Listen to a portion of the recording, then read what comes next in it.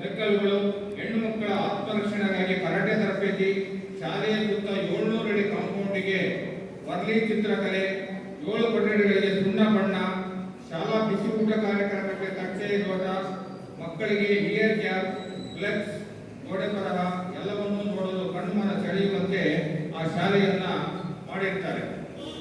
ಇವರಿಗೆ 2023ರಲ್ಲಿ ಕರ್ನಾಟಕ ಸರ್ಕಾರ ಉತ್ತಮ ಶಿಕ್ಷಕ ಜಿಲ್ಲಾ ಪ್ರಶಸ್ತಿಯನ್ನು ಕೊಟ್ಟಿತ್ತು.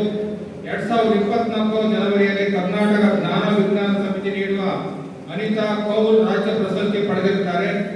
ಈ ಸರಿ ಇವರ ಸಾಧನೆಯನ್ನು ಪರಿಗಣಿಸಿ ರಾಜ್ಯ ಸರ್ಕಾರ 2024-25ನೇ ಸಾಲಿನಲ್ಲಿ ರಾಜ್ಯ ಉತ್ತಮ ಶಿಕ್ಷಕ ಪ್ರಶಸ್ತಿಯನ್ನು ನೀಡಿ ಗೌರವಿಸಿದೆ.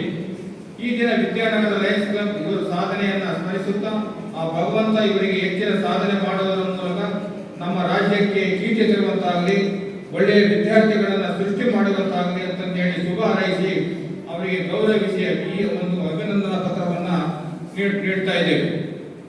ಅವರಿಗೆ ಎಲ್ಲರ ಪರವಾಗಿ ಮತ್ತೊಮ್ಮೆ ಚಪ್ಪಳ ಮೂಲಕವಾಗಿ ಧನ್ಯವಾದಗಳು, ಅಭಿನಂದನೆಗಳು.